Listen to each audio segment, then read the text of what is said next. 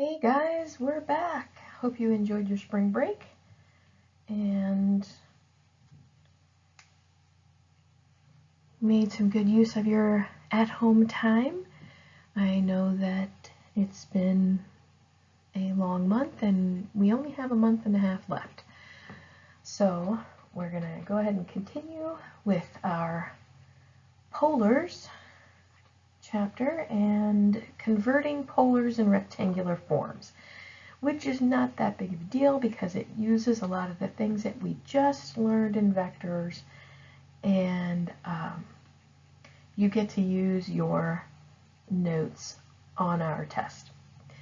So let's go ahead and get started with converting polar to rectangular. And to remind you, we already know that polar coordinates are r and theta, r for radius and theta for the angle. And we are going to be converting from that form with the radius and a theta to rectangular form, which is x and y. And we're going to use from vector component form when we would find the magnitude. So the magnitude, and to find the magnitude, well, we don't have to find the magnitude. They're going to give us the magnitude. The magnitude is the radius.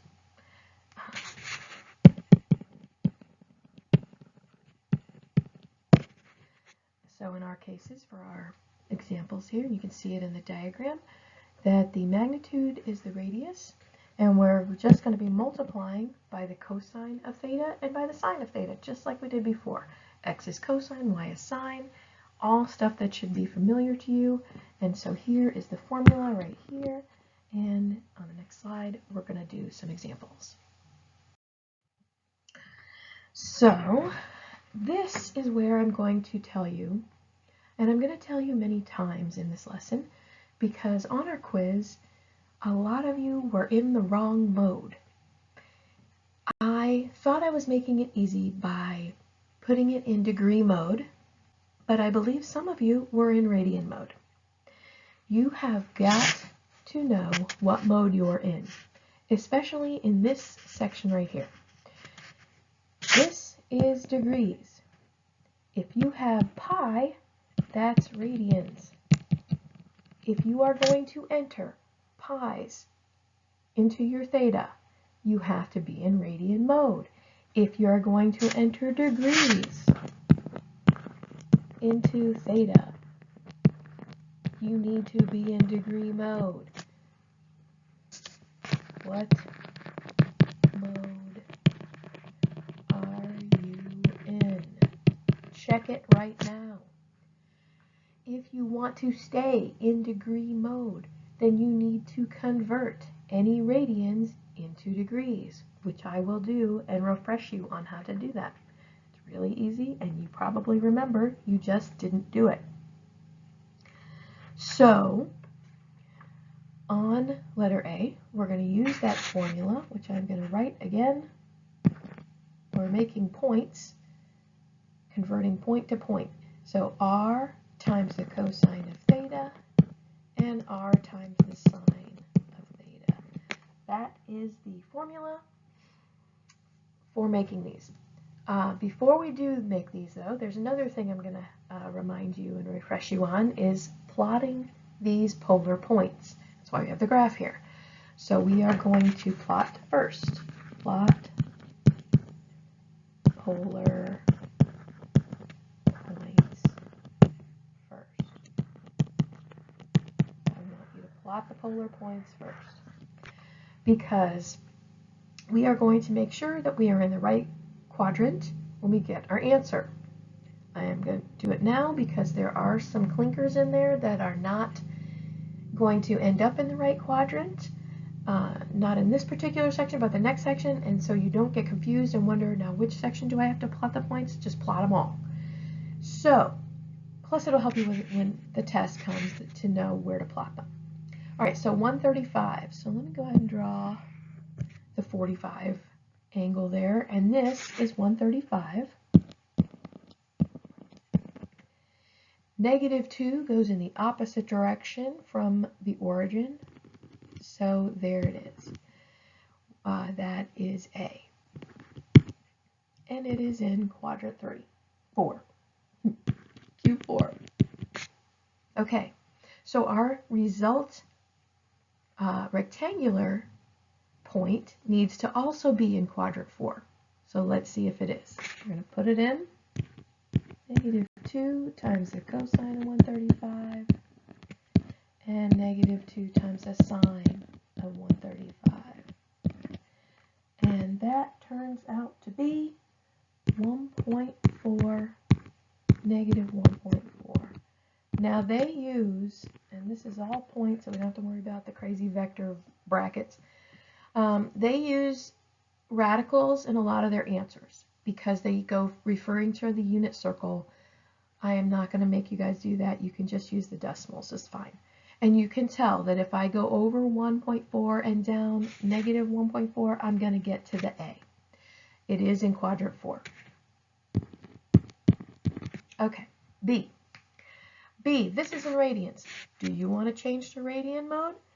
You don't have to. You can change this into, we have to remember, pi equals 180. Very good, pi. And 180 divided by 3 is 60. So your point could be 560 degrees. Then you don't have to change modes. You have to change something though. When you see the pi, you have to check your mode. What mode are you in? Are you in radian mode? Are you going to enter the pi as it is? That's radian mode. But if you want to enter it in degrees, then stay in degree mode. Just got to change it to degrees. So what I'm going to do is I'm going to convert it to degrees for you here, but I'm going to show it to you in radian mode because some problems that we come across are going to be in radians. You have to get used to both. All right, so the formula. Oh, first let's plot it. So 5 pi over 3, so which is 60 degrees, and so that's about like that. And it's 5. I only have 4, so we'll do the pi over 3, 60 degrees, about right there. And that would be B. Okay. So I have B there, and now I'm going to go ahead and put it in the formula. It's in the first quadrant. That's Q1. 5 cosine pi over 3, 5 sine pi over 3. If you have your unit circle, you can, or if you remember what it is, you can refer to it and do it that way, multiply by 5. Otherwise, just stick it in your calculator in the right mode. I can't say that enough. I'm going to keep saying it. Be in the right mode. And when you do this in the right mode, you will get 2.5, 4.3. And yes, that is approximately 2.5 over and 4.5 up. So that is in quadrant 1. We have done it correctly. Next, letter C. Again, given to us, this is radians. If you change that into degrees, 180 divided by 6 is 30 degrees. So we're going to be dealing with the pi over 6 or 30 degrees. Okay, and I'm going to change colors here because, oh no, I'll wait until the next one. This is fine. Because we are going ahead and enter this, you have to decide if you want to use degrees or radians. If you're going to use degrees, be in degree mode. If you're going to leave it in radians and use the pi, then it will look like, well, let me go ahead and plot the point first. 30, -4. So 1, 2, 3, 4. So that one is down here. That is C. Okay. Then Q3. And I'm going to go ahead and put the -4 cosine pi over 6, -4 sine pi over 6. And those points, those coordinates are -3.5 and -2. And yes, that is in negative, that is in Q3. Now I'm going to change colors because we're getting a little crowded here on our graph, but we're going to keep going. The last two are in degrees. So what mode should you be in? Degree mode. Please make sure you are in degree mode. All right, so, but now I also have -120. Well, where is that? Well, let's figure it out. 360 minus 120 is 240. So 240 is actually down here. So whether you do the negative, go in the negative direction 120 or positive direction to 240, it is at that line. And we are going -6. Oh, so we are actually going in the opposite direction of 240. And it's going to be up here. It's going to be a little further out. That is our D. I told you it's crowded. And that's Q1. It's good to know how to plot these so you know which quadrant they are in. Okay, since that's in Q1, I am going to go ahead and use the information that I was given. You could use the other point and you should get the same answers, but I'm going to go ahead and use -6 cosine -120, -6 sine -120. Okay, and I get 5.2.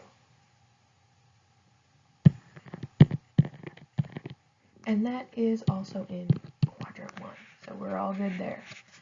The last one, I've got 345. Pretty easy. 45. Whatever, that's good enough. 45. And it's 3. 1, 2, 3. So there is E. Quadrant 1 again. Okay, plugging it in. 3 cosine 45. 3 times sine of 45. And my point, I'm getting too close to my menu items there, is 2.1. 2.1, which is also in quadrant 1. Looks good. Let's go to the next one. Converting rectangular now. So given x and y, we're going to convert to polar. So we're going to go from x and y and convert everything to radius and theta. I wouldn't say it's exactly going backwards because the method is a little different, but you have seen this before.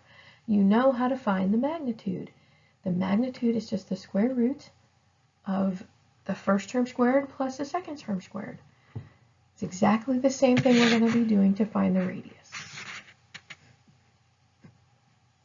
Then to find the angle. Now this one you may not have remembered, but to find the angle for a vector, we would do the inverse tangent of b over a, in our case y over x.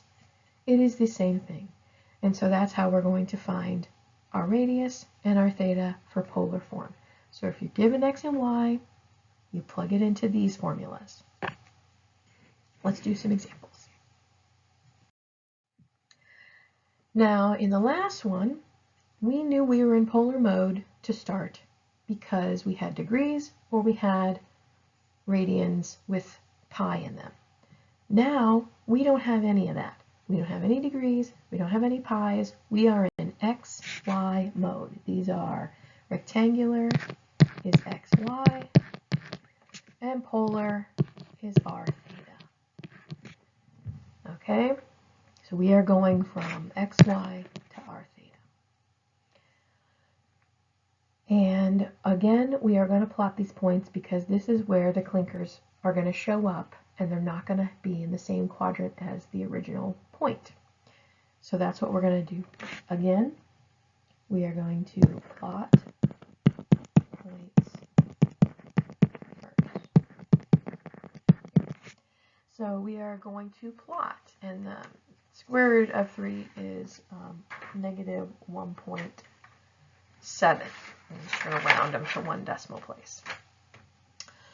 So point S, negative 1.7. Oh, you know what? I got to put some lines.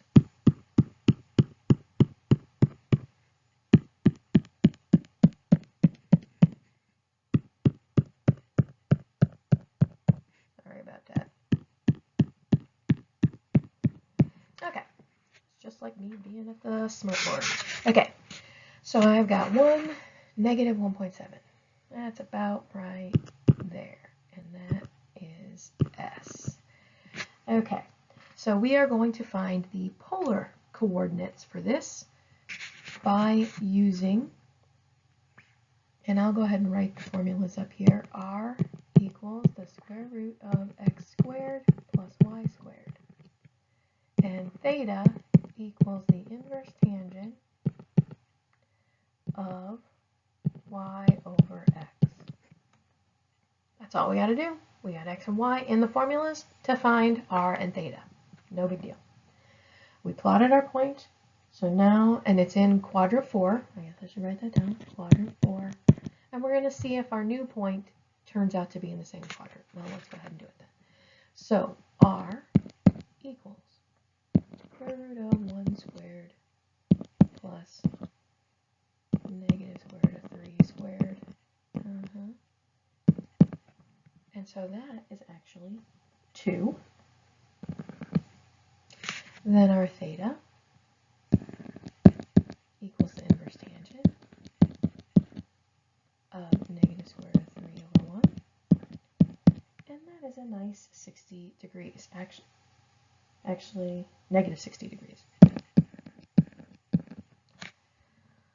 For converting, if you didn't get negative 60, you're in the wrong mode.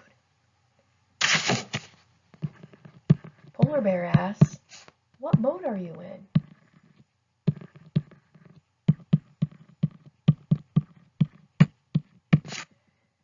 For all of the changing of the rectangular to the polar, we're going to be in degrees so that they don't give you weird numbers.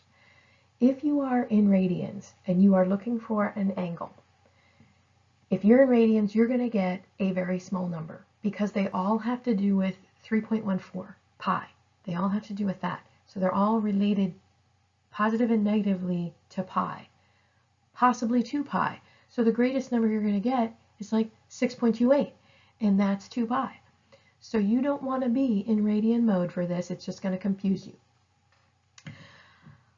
And that's why you were getting all those weird decimals and negatives. So what we are going to do, make sure you are in degree mode for this section. Use degree mode. Then you will get nice normal looking angles. Okay? So be in degree mode. So I was in degree mode, so I got negative 60 degrees. Perfect. And negative 60 degrees is indeed in quadrant 4. Perfect. All right, let's do another one. Letter T. Plotting letter T.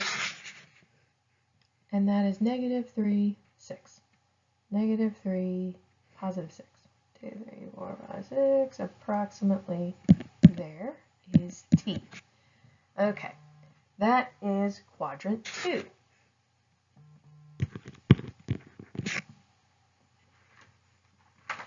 Okay, so in quadrant 2, and now we have R equals the square root of negative 3 squared plus 6 squared, and that turns out to be 6.7.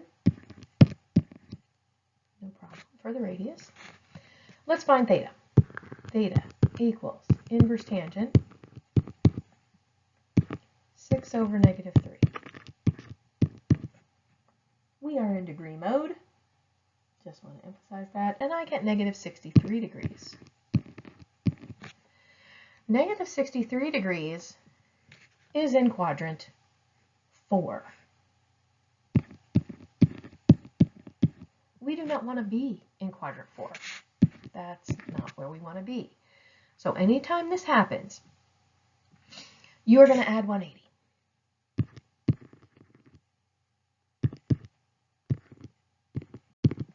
And that means it's going to be 123 degrees, which is now in quadrant 2. Now I'm going to go ahead and tell you the reason that this happens. When you take the square root of something, you can get a positive or a negative answer. Our polar coordinates have an infinite number of ways to name the coordinate. So we only came up with 4 of them. And it's because you can go around and around and around and around and hit it a bunch of times. So when we find negative 63 degrees, it is an answer, but it is the negative 6.7. So we got radius was 6.7, and so we want the positive that goes with that. To find that, we add 180 because they're on opposite sides. The negative 63 degrees would work with a negative 6.7. To keep this from getting too complicated, if your angle is in the wrong quadrant, add 180 to it. That's all I'm going to say. So I'm going to write that over here. If theta is in the wrong quadrant, add 180. And that's another reason that we are in degree mode, because adding pi, you get into fractions. We'll deal with that later. Okay, so this point T is 6.7, 123 degrees, and it is now in the correct quadrant. 2 more. The next one, 8, 10. 1, 2, 3, 4, 5, 6, 7, 8, and way up there for 10, that is point V. And I'm going to go ahead and find the radius. Should be pretty easy. 8 squared plus 10 squared. Sorry, this isn't coming out real clearly, but this one's the easy one. And you get 12.8 for radius. Let's do the theta. Inverse tangent of 10 over 8. And we get 51 degrees. This one worked out nicely. 12.8 and 51 degrees, quadrant 1, matching the point. So our point is, I don't think I wrote the other, 12.8, 51 degrees. That's this right here. 12.8, 51 degrees. That one's all good. I'll go ahead and write the S one. I didn't write that one. It was 2, negative 60. Last one. Okay, so we have point W. Negative 9, negative 4. Negative 9, negative 4. Oh, I'm going to overlap some of my stuff here. Right here. Oh, let me erase this guy. Let me erase this stuff here. You're in my way. So now I'm going to go back to the pen. This is point W. And we find the radius. Square root of negative 9 squared plus negative 4 squared. And that turns out to be 9.8. Now we're going to find the inverse tangent of negative 4 over negative 9. And we are going to get 24 degrees. Now our original point was in quadrant 3. What quadrant is 24 degrees in? Well, it is in quadrant 1. We do not want quadrant 1. We could say negative 9.8 and 24 degrees, which is a valid point, But we are going to go ahead and add 180 because that's just what we're going to, it's easier to remember just to add 180 to the degrees when it's not the right quadrant and get 204 degrees. So our point is now in the right quadrant, 9.8, 204 degrees. And that is the end. So for this section, there's actually a bunch more, like a bunch of word problems and converting lines, which I did with honors pre-calc one year, and that was fun. But we are picking and choosing to do the most that we can online. And so we are only doing this much from section 3. And it's not that hard, so you should be able to do the homework now. I will talk to you again in a couple of days, and we will have a live lesson for the next section. Talk to you soon.